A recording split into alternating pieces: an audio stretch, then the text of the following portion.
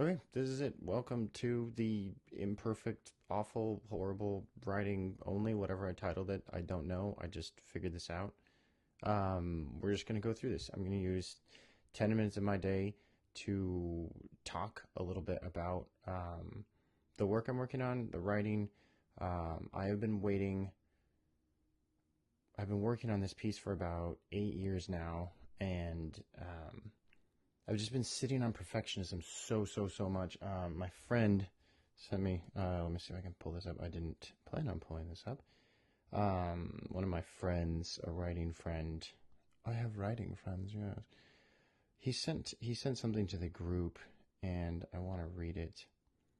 It said, perfectionism is the voice of the oppressor, the enemy of the people. It will keep you cramped and insane your whole life, and it is the main obstacle between you and a crappy first draft. I don't curse usually, so there you go. Less for me to bleep out.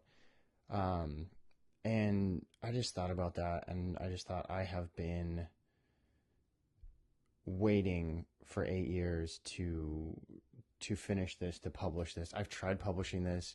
I didn't want to self-publish this because so much in the industry right now is you need an audience in order for them to publish you, because there's just so much. There's too much going on in the ether. Everything's super full. So they want you to have an existing audience before they will publish a book from you. And for so long, I just thought, Field of Dreams, dated reference, but there's that line from Field of Dreams that says, if you build it, they will come. And that for so many years, I just thought, if I write it, they will come type thing. And that's just not the way the world works. I'm in social media now. I'm a content producer for Helium. And you can check out their channel. Maybe I'll link that. And that's just not the way the world works. You just need to keep hammering at it. And if people come, they come. And if they don't, they don't. You change tactics, you change thumbnails, you do it all, whatever. This is going to be raw and awful. And I'm okay with that because it needs to get done. So here's the work I am working on right now, calling it the Fox Chronicles. It's a working title. I've had that name since 8 years now. So this is what it is. And this is the way it starts. Maybe I should back up a little bit. I have a background in creative writing. I have a degree. I always wanted to be a writer. That was something that I've always wanted to do. Anytime someone asks, what are you going to do with creative writing? It's like, I'm going to be a writer. They're like, oh, you could probably be a teacher. And I was like, I'm not going to be a teacher. I was a teacher. So I've taught English in different countries, here, abroad. Yeah, a lot of words. I adore words. I absolutely love it. I adore film. I adore good stories, screenplay. I get frustrated a lot with modern stories because for so many different reasons. And so I think deep down inside I've internalized all of these, like, well, that story sucks, well, that story sucks, well, that story sucks. I'm not going to put myself out there in a place where my story could suck. My story sucks. Here it is. Here it is. I don't know how I'm going to do this, if I'm going to release a chapter and then people can like read it later or what, or if I should just read through this. I'm not sure. I was planning on taking 10 minutes once a week just to kind of update and tell you where I'm at. And I think this week I'm just going to read the first chapter and we'll go through and edit it as we go. Things I like, things I don't like, whatever. I'll start. I read to my son all the time, so if I slip into a reedy voice or I do voices or whatever, I don't care. No one's going to watch this. I have a bold prediction that 21 people will watch this. And I think for you 21 people, thank you for joining me. So anyway, Fox Chronicles, book 1. High hopes to do like 3 books. High hopes in my mind. I have it storyboarded. I have a whiteboard over here. And it's got stuff. Wow, that's dirty. Look at that. There's a lot going. Don't look back there. There's a lot going on with that. ADHD, in case you didn't figure that one out all by yourself. Buckle up.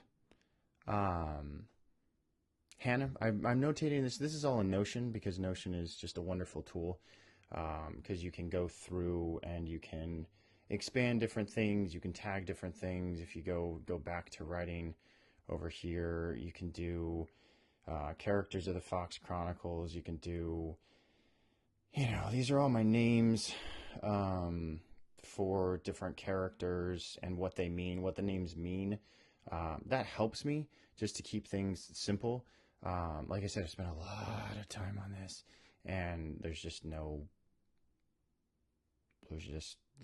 payoff. I've made zero cents in dollars on writing. Would I love to do this full time? Abso-stinking-lutely. The other thing that's cool about this, and I want to just share this briefly, is summary for a child. If you can't summarize what work you're doing for a child that's not ready to be written yet, I would suggest, creative writing is so different, right? But anyway, if you're just getting into it and it's like, yeah, anyway, just summarize it. So I have the stones here. There are types of stones for creation. I'm a Christian. If that, I'm obsessed with like the 7, well, they're really 6 days of creation. God rested on the 7th day. 6 days of creation. And I just thought like, what if there was an echo of power left over, right? So like there's the stone, and stones are super popular, like Marvel and all this stuff. And it's really funny writing this before Marvel was a thing, and then now looking back and just being like, it looks like I'm copying it. I couldn't care less. There's no new original idea. It just, there it is. Notion's cool because you can link out to different characters, different pages, and back and forth, and just keep it all in one spot. That's why I use Notion. Also, my work uses Notion, so I'm just using the tools I have. And I used to use Microsoft Word for everything, which was really, really fun when I figured out how to do chapters and stuff on that, which is great. But Notion allows you to do like character things and tag different pages in the midst of all of this. Look at that, 7 minutes, and I haven't even read anything. Ugh, this might be a little bit longer than 10 minutes, but whatever, just me rambling. Here we go. And I'm not going to edit this. I'm not going to sit down. I edit every single day of my life. I edit for work. I used to edit for my cooking channel that I did. You can take a look at that, Ben Intentional. Just YouTube search Ben Intentional, and you'll find me. I think I was fatter then. I think I slimmed down. I haven't shaved. Whatever. I think I was fatter then. I'm getting this chin because I'm almost 40, and it just keeps dropping. It's just like, woo. But I think that's just like a thorn. So if I look down, I'm going to do this. But anyway, we all get old, whatever. It doesn't matter. The Fox Chronicles, Book 1, H, denoting Hannah, C1, denoting chapter 1, Fox on a dais. Things go wrong, Hannah thought, like that time she accidentally mixed up horsetail and hare's ear in a potion and made her aunt bald for the summer. It really was an impressive glint when the sun had hit her bald head like a miniature lighthouse with slices of watermelon stuck to it. The red ears had come from the sunburn, which, to Hannah's credit, wasn't part of the original plan. It was just a happy little accident. Also, her aunt had deserved it. But this... "Whip her!" a fox in the crowd yelled. "Burn her!" another insisted, punching a hole through an invisible ceiling. "Use the whip!" "Rotten tomatoes, 3 lepta each," one of the more enterprising foxes yelled as he pushed a cart through the boiling mass of fur. The or a? I think it should be the, right? Cart through the boiling mass of fur? I'm okay with this. I don't know if this works. You can leave a comment and say, hey, the whole bald aunt thing didn't really work for me, or it did. I'm not. Like, this is your first... There's a... Stephen King in his Dark Tower series, I think his first line is, "The man in black fled, and the gunslinger fled into the desert, and the gun..." Well, I should just look this up. Why am I not looking this up? It's a phenomenal. The first line of the Dark... I can't type. The Dark Tower books. Books. You can't see this. You're on this screen. You can't see this. Is my chin getting in the way again? Okay. The first line of the Dark Tower book by the book The Gunslinger. Hold on. Can I bring this over here? Yes. Can I? Can you see that? There you are. The first line of the Dark Tower book, The Gunslinger by Stephen King. "The man in black fled across the desert, and the gunslinger followed." You are setting tone, you are setting a setting, right? You're like your place. You're in a desert. You can imagine this desert. Fled. The word fled is not just like moved across or like walked through. Fled. There's urgency here. He is the one being pursued. And the gunslinger followed. This person who's armed and dangerous is following the man in black. Who is who? Who's the good guy? Who's the bad guy? We'll find out later. Phenomenal open line. Or one of my favorite lines of any book that I've ever read. Just full stop. Anyway, so I think things go wrong, Hannah thought, like that time. As far as like out of 10, whatever, it's imperfect, it's out there, I don't care. I do love the Rotten Tomatoes. I do. So one of my favorite writers of all time is Terry Pratchett. I love humor. I think life is too serious. I think life is too boring. I think our day-to-day rhythms are just, we can do better. Anyway, so any time, oh shoot, I'm at 11 minutes, whatever, here we go. I'm just, so in my job, I'm constantly looking at the YouTube thing, like where you lost the audience. And I can just imagine just like the 20. Anyway, we're going to carry on. Here we go. If you're still here, you're still here. Always some fox trying to make a lepta, Hannah thought. And I really want this to be italicized. I really want internal thoughts to be italicized. I've read a couple books where they've done that. I can't think of them off the top of my head. It's been years. But I really like that, right? Like, always some fox trying to make a lepta, Hannah thought. Predictably, an angry mob of foxes had surrounded the stone dais in the middle of the town square and were about to partake in some good old-fashioned corporal punishment. Hannah didn't mind an occasional flogging or thief hung from the stocks, but, she mused, it felt a whole lot different when the fox in question was her. Splock. So I do this a lot. I don't care if you like it or you don't like it. I do this a lot. I love the sounds of, not onomatopoeia? Is that onomatopoeia? Things that sound? I think it's onomatopoeia. Once again, I could look that. I'm not going to look it up. I'm already at 12 minutes. We're doing this. I love that. In graphic novels, I really got into that in graphic novels. There's just this, I just love it in manga and all of this stuff where they constantly have stuff going over, like, or you've got all these sounds over it, and I really feel like a lot of books, not all of them, a lot of books distance themselves from that. Maybe they find it trite or whatever, but I really love it. I think it's fun. You can leave a comment and, disagree with me. Hannah's ears were filled with fruit guts as a recently purchased tomato exploded against the stock. Blah. The guts were surprisingly cool as they made a snail's journey down her ear canal. A shake from her head was met with both pain from her neck, where the rough wood bit into it, and a chorus of laughs from the crowd. She bore her teeth at the scoffers and managed what she was hoping was a savage glare. More laughs. Whatever. Was it Ruta who keeps? Was it Ruta who? Who? I think this should be who. Whom? I can never tell the difference. Was it Ruta who keeps warning me about? Oh, sorry. What was it Ruta? Read. What was it Ruta keeps warning me about? Something about a nose in the fire not being a coal? What does that even mean? I feel like that's important right now. Burn her! A mother in the crowd yelled, not concerned that the kit bouncing on her hip was about to witness something horrible. A large hound lumbered up the dais and towered over Hannah.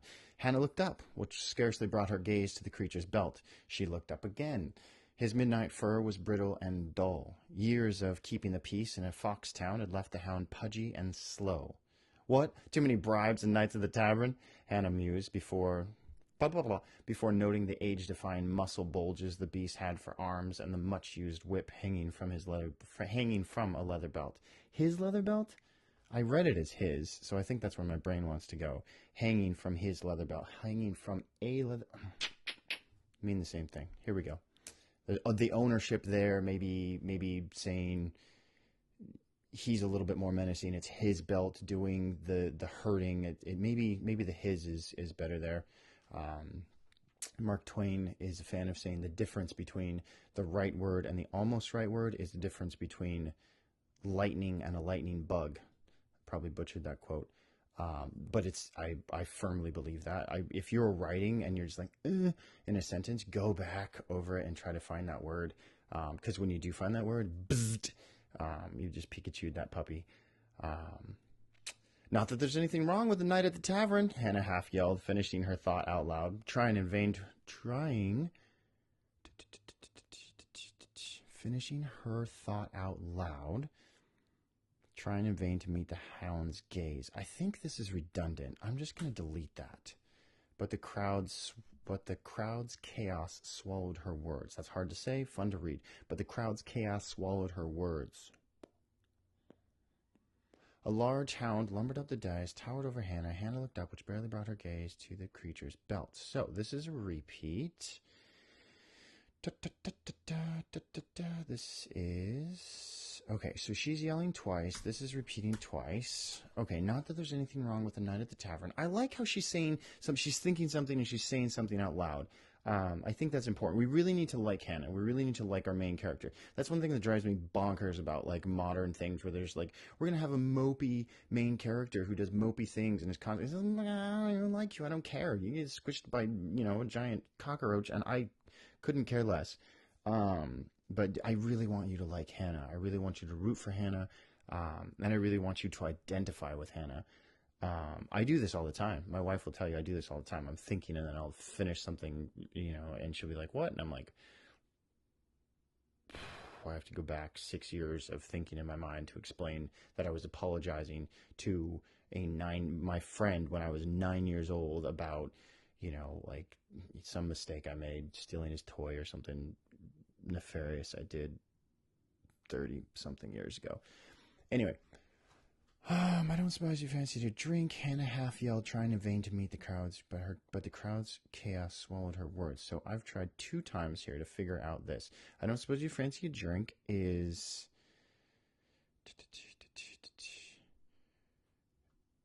I think I'm going to do that, even though this one... See, here's the difference in my mind.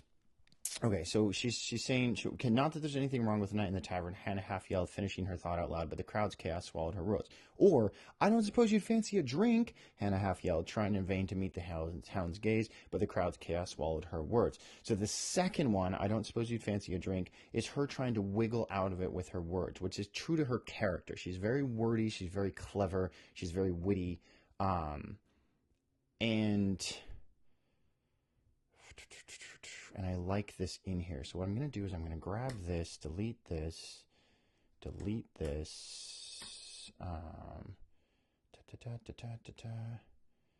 finishing her thought out loud. I'm just going to add it right there. Whoop! I don't suppose you fancy a drink, but the crowds were good. Perfect. I love it. Cool. A little wordy, whatever. She tried to comfort herself with a thought as... She tried to comfort herself with the thought. What thought? There's no thought. A rotten cabbage. We can just fix this by going. A rotten cabbage clipped her elbow with an energetic splock sound before it tumbled to the cobbles. Also, she interrupted. So this, I'm trying to say something here. And I don't know what it is. So whenever I run into stuff like this, I go back to the top. And usually if I'm working on something, let's see. Oh yeah, you guys haven't. Oh, you haven't met Seth. Seth is my favorite. I love Seth. Oh, Hannah's my favorite. They're all my favorite. Whatever. I love my characters. I try not to kill my characters. Call me weak. Whatever. I don't care. I really like my characters. I always feel bad when I put my characters through something or when I'm going to hurt them or it's Seth. Poor little Seth. He goes through. He's a little baby. Anyway, whatever. He's not a baby. He's a small fox, desert fox. Anyway, point of this chapter, right? Show 2 things, sarcasm, clumsiness, Hannah. Give Hannah a backstory. She lives with her dad, but has a cot at Salome's. You're going to meet Salome later. So I'm stuck. I'm just stuck right here. Rotten cabbage. So I'm stuck here. So what I'm going to do is I'm going to turn into strike underline color. I'm going to put this in green because I'm already at 20 minutes. So, and I don't think anyone wants to see this. So I'm going to put this at green. I'm going to go back up. I'm going to say, what is the point of this chapter? Okay. And then I'm going to go back down. I'm going to ask myself that, go back down, and maybe next time I'll have that finished for you all. No promises about when something's going to come out. Just subscribe, like, subscribe, comment, share this with writing people, and just show them it could be worse. If anything, this is a cautionary tale. It could be worse. Yeah. Okay, that's it. I'm out. 20 minutes. I'm out. Goodbye.